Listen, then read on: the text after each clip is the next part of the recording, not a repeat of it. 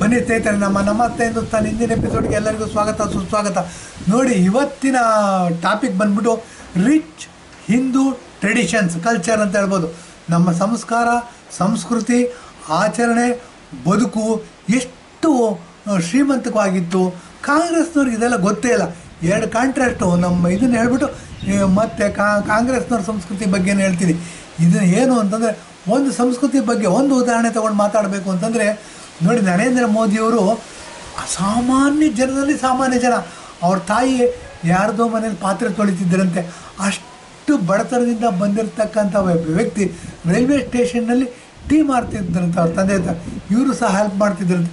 ಅಂಥವ್ರು ದೇಶದ ಪ್ರಧಾನಮಂತ್ರಿ ಆಗಿದ್ದಾರೆ. ವಿಶ್ವಗುರು ಹಾಕಿ ಹೊರಟಿದ್ದಾರೆ. ವಿಶ್ವಗುರು ಹಾಕಿ ಹೇಗೆ ಹೊರಟಿದ್ದಾರೆ ಅಂತಂದರೆ 2-3 ಉದಾಹರಣೆ ಹೇಳಬೇಕು. ಬನ್ನಿ. ಮೊದಲನೇದಾಗಿ 65 ವರ್ಷ ಕಾಂಗ್ರೆಸ್ನವ್ರು ರೂಲ್ ಮಾಡಿದ್ರಿ. ಈ ಕಾಂಗ್ರೆಸ್ನವರು ಏನು ಅಂತಂದರೆ ಡೂಪ್ಲಿಕೇಟ್ ಹಿಂದೂಗಳವರು, ಅಥವಾ ಓಲೈಕೆ ಮಾಡೋದಕ್ಕೋಸ್ಕರ ಅಧಿಕಾರ ನಮಗೆ ಬೇಕು, ಏನಾರು ಹಾಕೊಂಡು ಹೋಗಲಿ ಅಂತಕ್ಕಂಥ ಮನಸ್ಥಿತಿ ಇರ್ತಕ್ಕಂಥವ್ರು 65 ವರ್ಷ ರೂಲ್ ಮಾಡಿದ್ರು. ಜೂನ್ 21ನೇ ತಾರೀಕು ಇಂಟರ್ನ್ಯಾಷನಲ್ ಯೋಗ ಡೇ ಅಂತ ಡಿಕ್ಲೇರ್ ಮಾಡಿದ್ರು ನರೇಂದ್ರ ಮೋದಿಯವರು. ಪ್ರಪಂಚ ಒಪ್ಕೊಳ್ತು. ನೋಡಿ, ಇವರು ಮಾಡಲಿಲ್ಲ. ಯಾಕೆ? ಇವ್ರದ್ದು ಡೆಮಾಕ್ರಸಿ ಅಂದರೆ ಬಹುಮತಕ್ಕೆ ಮಾನ್ಯತೆ ಇರಬೇಕು ಅಂತಾರೆ.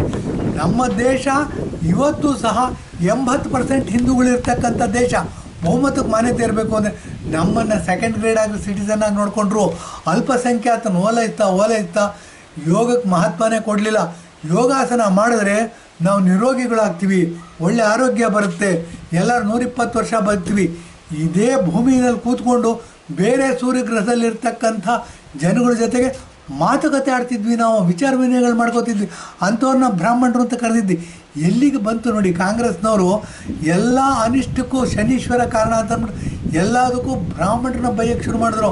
ಬ್ರಾಹ್ಮಣರನ್ನ ಬೈತಾ ಒಂದು ವೋಟ್ ಬ್ಯಾಂಕ್ನ ಸೃಷ್ಟಿ ಮಾಡಿದ್ರು. ವೋಟ್ ಬ್ಯಾಂಕ್ ಎಂಥ ವೋಟ್ ಬ್ಯಾಂಕ್ ಮಾಡಿಕೊಂಡ್ರು?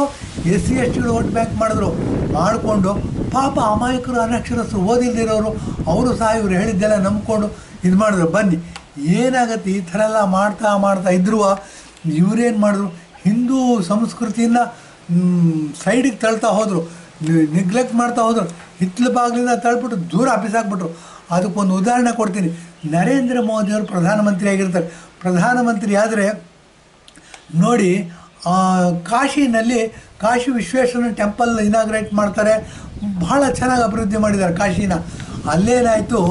ಅರವಿಂದ್ ಕೇಜ್ರಿವಾಲ್ ಈತ ಭಾಳ ಕಿತಾಪತಿ ಮನುಷ್ಯ. ಈತನ ನರೇಂದ್ರ ಮೋದಿ ಮುಂದೆ ಎಲೆಕ್ಷನ್ ನಿಂತಿದ್ದ. ಠೇವಣಿ ನಷ್ಟ ಮಾಡ್ಕೊಂಡು ಮರ್ಯಾದೆ ಕಳ್ಕೊಂಡ. ಏನಾಯಿತು? ಇರಲಿ, ಇದು ಬೇರೆ. ಇದು ಏನಾಗುತ್ತೆ? ನರೇಂದ್ರ ಮೋದಿಯವರ ವಾರಣಾಸಿನಲ್ಲಿ ಗೆದ್ದಾಗ, ಕಾಶಿನಲ್ಲಿ ಗೆದ್ದಾಗ ಏನಾಗುತ್ತೆ? ದೇವಸ್ಥಾನ ಇನಾಗ್ರೇಟ್ ಮಾಡ್ತಾರೆ. ದೇವಸ್ಥಾನ ಇನಾಗ್ರೇಟ್ ಮಾಡಿದಾಗ ನಮ್ಮ ಮನಸ್ಸು ಸೆಳೆದಿದ್ದು, ಇಡೀ ದೇಶದ, ಇಡೀ ಪ್ರಪಂಚದ ಗಮನ ಸೆಳೆದಿದ್ದ ಅಂಶ ಏನು ಅಂತಂದರೆ, ಅವರು ಪೌರ ಕಾರ್ಮಿಕರು ಅಂದರೆ ಕಸ ಗುಡಿಸೋರು ಇರ್ಬೋದು, ಟಾಯ್ಲೆಟ್ ಕ್ಲೀನ್ ಮಾಡೋರ್ಬೋದು, ಅವ್ರನ್ನೆಲ್ಲ ಕೂರಿಸ್ಬಿಟ್ಟು ಅವ್ರ ಕಾಲು ತೊಳೆದು ಪಾದಪೂಜೆ ಮಾಡ್ತಾರೆ. ಇದು ರಿಚ್ ಹಿಂದೂ ಟ್ರೆಡಿಷನ್ ಅಂತ ಹೇಳಿದ್ರು. ನಾವೇನು ಕ್ಯಾಪ್ಷನ್ ಕೊಟ್ಟಿದ್ದೀವಿ ಇದಕ್ಕೋಸ್ಕರ. ನಮ್ಮ ಹಿಂದೂಗಳಲ್ಲಿ ತಾರತಮ್ಯ ಇರಲಿಲ್ಲ, ಭೇದ ಭಾವ ಇರಲಿಲ್ಲ. ಇದನ್ನೆಲ್ಲ ಸೃಷ್ಟಿ ಮಾಡಿದ್ದು ಬ್ರಿಟಿಷರ ಇದನ್ನೇ ಮುಂದುವರಿಸ್ಕೊಂಡು ಬಂದು ಕಾಂಗ್ರೆಸ್ನವ್ರು ಇದು ಮಾಡಿದ್ರು. ಏನಾಯಿತು? ಇದು ಇಷ್ಟಕ್ಕೆ ಮುಗಿಯೋದಿಲ್ಲ ಸ್ವಾಮಿ. ಮೊನ್ನೆ ಏನಾಗಿದೆ ನೋಡಿ, ಅವನ್ಯಾರೋ ಮಹಾರಾಷ್ಟ್ರದಲ್ಲಿ ಕಾಂಗ್ರೆಸ್ ಅಧ್ಯಕ್ಷ ಇದ್ದಾನೆ, ಅವನ ಹೆಸರೇನೋ ಮರೆತು ಬಿಟ್ಟಿದ್ದೀನಿ ನಾನು. ಆತ ಪಂಡ್ರಾಪುರದ ಟೂರೆಲ್ಲ ಮಾಡಿಕೊಂಡು ಪ್ರವಾಸ ಮಾಡಿಕೊಂಡು ಮುಂಬೈಗೆ ಬರ್ತಾನೆ. ಮುಂಬೈಗೆ ಮಾಡಿಕೊಂಡ್ರೆ ಕಾರಲ್ಲಿ ಕೂತಿದ್ದಾನೆ. ನಿನ್ನೆಲ್ಲ ಟಿ ವಿನಲ್ಲಿ ತೋರಿಸ್ತಾ ಇದ್ರು ರಿಪಬ್ಲಿಕ್ ಭಾರತದಲ್ಲಿ. ಏನು ಅಂದರೆ, ಅವನು ಪಾದ ಪೂಜೆ ಮಾಡ್ತಾ ಇದ್ದಾರೆ ರೀ. ನೀರು ಹಾಕಿ ತೊಳಿತಾ ಇದ್ದಾನೊಬ್ಬ ಕಾಂಗ್ರೆಸ್ ಕಾರ್ಯಕರ್ತ ಅಂತೆ. ಕಾಂಗ್ರೆಸ್ಸಲ್ಲಿ ಗುಲಾಮಿ ಪದ್ಧತಿ, ಊಳಿಗ ಪದ್ಧತಿ, ಸ್ಲೇವರಿ ಇನ್ನೂ ಜೀವಂತವಾಗಿ ಇಟ್ಟಿದ್ದಾರೆ. ಇವ್ರಿಗೇನು ಅಂದರೆ, ಹಿಂದೂಗಳು ಬರೀ ಓಟ್ ಹಾಕೋಕ್ಕಿರೋದು. ಹಿಂದೂಗಳು ಕುರಿಗಳ ಥರ ಏನು ಹೇಳಿದ್ರೆ ಕೇಳ್ತಾರೆ. ಇವ್ರನ್ನ ಯಾಮಾರಿಸ್ಬೋದು, ಇವರು ಅನಕ್ಷರಸ್ಥರು, ಅಮಾಯಕರು. ಇವ್ರು ಬರೀ ಇರೋದು ನಮ್ಗೆ ಓಟ್ ಹಾಕಿ ನಮ್ಮನ್ನು ಅಧಿಕಾರದಲ್ಲಿ ಕೂರ್ಸೋದಕ್ಕೆ ಮಾತ್ರ. ಇವ್ರನ್ನ ಹೇಗಾದ್ರೂ ಮಾಡಿ ಡಿವೈಡ್ ಮಾಡ್ಬೋದು, ಕ್ಯಾಸ್ಟ್ಗಳ ಡಿವೈಡ್ ಮಾಡ್ಬೋದು ಅಂದ್ಬಿಟ್ಟು ಏನು ಮಾಡಿದ್ರು ಇವರು? ತಮ್ಮ ಅದೇ ಸಂಸ್ಕೃತಿ ಮುಂದುವರ್ಸ್ಕೊಂಡು ಬಂದುಬಿಟ್ರು.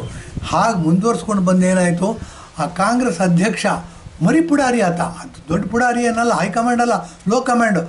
ಮಹಾರಾಷ್ಟ್ರದಲ್ಲಿ ನೋಡಿ ಕೂತ್ಕೊಂಡಿದ್ದಾನೆ ಕಾರಲ್ಲಿ, ಪಾದಪೂಜೆ ಮಾಡ್ತಾಯಿದ್ದಾನೆ ಕಾಂಗ್ರೆಸ್ ವರ್ಕರು. ಒಂದು ಪ್ರಧಾನಮಂತ್ರಿಯವರು ಪಾದಪೂಜೆ ಮಾಡ್ತಾರೆ ಪೌರ ಕಾರ್ಮಿಕರದು, ಇಲ್ಲಿ ಕಾಂಗ್ರೆಸ್ ಅಧ್ಯಕ್ಷ ಪಾದಪೂಜೆ ಮಾಡಿಸ್ಕೊತಾನೆ. ಏನು ಅಂದರೆ ಈ ಸ್ಲೇವರಿ ಸಿಸ್ಟಮ್ನ ಹೇಗೆ ಎನ್ಕರೇಜ್ ಮಾಡ್ತಾರೆ ಕಾಂಗ್ರೆಸ್ನವರು. ಇಂಥ ಪದ್ಧತಿ ಬೇಕಾ ಡೆಮಾಕ್ರಸಿ ಒಳಗೆ ಅಂತ ನಮ್ಮ ಮುಂದಿರ್ತಕ್ಕಂಥ ಪ್ರಶ್ನೆ. ಇದನ್ನು ಎಲ್ಲರೂ ಸಹ ಗಮನ ಇಟ್ಟು ನೋಡಬೇಕಾಗಿದೆ. ಇಂಥ ಪದ್ಧತಿನ ಎನ್ಕರೇಜ್ ಮಾಡ್ತಕ್ಕಂಥ ಪಕ್ಷವನ್ನು ನಾವು ಬೆಂಬಲಿಸಬೇಕಾ, ಮತ್ತು ಹೇಗಾದರೂ ಮಾಡಿ ಜನಗಳ ಆಶೋತ್ತರಗಳಿಗೆ ಸ್ಪಂದಿಸಬೇಕಾಗಿದೆ. ಡೆಮಾಕ್ರಸಿಯಲ್ಲಿ ಮೂಲಭೂತ ಕರ್ತವ್ಯ. ಇವ್ರ ತೀಟೆ ತೀರಿಸ್ಕೊಳ್ಳೋಕ್ಕೋಸ್ಕರ 5 kg ಅಕ್ಕಿ ಬಸ್ ಫ್ರೀ ಮಾಡಿದ್ರು. ನಾಳೆ ಇಮ್ರಾನ್ ಖಾನ್ ಬಂದು 50 kg ಅಕ್ಕಿ ಕೊಡ್ತಾರೆ, ಅವನ್ನೂ ಮುಖ್ಯಮಂತ್ರಿ ಮಾಡ್ತಾರೆ. ತಿಳ್ಕೊಳ್ಳಿ, ಯಾರು ಕಾಂಗ್ರೆಸ್ನವ್ರು ಇದ್ರೆ ತಿಳ್ಕೊಳ್ಳಿ. ಇದು ಏನು ಅಂತಂದರೆ ಇಮ್ರಾನ್ ಖಾನ್ ಜೈಲಿಗೆ ಹೋಗ್ತಾನೋ ಗಲ್ಲಿಗೆ ಹೋಗ್ತಾನೋ ಗೊತ್ತಿಲ್ಲ. ಅವನೇನಾದರೂ 50 kg ಕೊಡ್ತೀನಿ ಅಂತ ಅನೌನ್ಸ್ ಮಾಡಿದ್ರೆ ಅವನ್ನ ಕರ್ಕೊಂಬಂದು ಕರ್ನಾಟಕದಲ್ಲಿ ಮುಖ್ಯಮಂತ್ರಿ, ಅವ್ರನ್ನೂ ಕಾಂಗ್ರೆಸ್ ಪಕ್ಷಕ್ಕೆ ಸೇರಿಸ್ಕೊತೀರಾ? ದೇಶ ಪ್ರೇಮ ಏನಾಗುತ್ತೆ ನಿಮ್ಮದು ಅನ್ನೋದು ಯೋಚನೆ ಮಾಡಬೇಕಾಗತ್ತೆ. ಇದನ್ನೆಲ್ಲ ಯೋಚನೆ ಮಾಡ್ತಾ ಹೋದಾಗ ಬನ್ನಿ, ನರೇಂದ್ರ ಮೋದಿಯವರು ಬಹಳ ಪ್ರಬುದ್ಧ ರಾಜಕಾರಣಿ ನಮಗೆ ಸಿಕ್ಕಿದ್ದಾರೆ. ರಾಮ ಇದ್ದಂತೆ ಕೃಷ್ಣ ಇದ್ದಂತೆ ಓಡಾಡ್ತಕ್ಕಂಥ ದೇವರು ನಮ್ಮ ಮುಂದೆ ಇದ್ದಾರೆ. ಅವ್ರನ್ನ ಸೋಲ್ದಂಗೆ ನೋಡ್ಕೋಬೇಕಾಗಿರೋದು ನಿಮ್ಮೆಲ್ಲ ಜವಾಬ್ದಾರಿ ಅಂತೇಳಿ ಇಂದಿನ ಎಪಿಸೋಡ್ ಮುಗಿಸ್ತಾ ಇದ್ದೀನಿ. ಧನ್ಯವಾದ, ನಮಸ್ಕಾರ.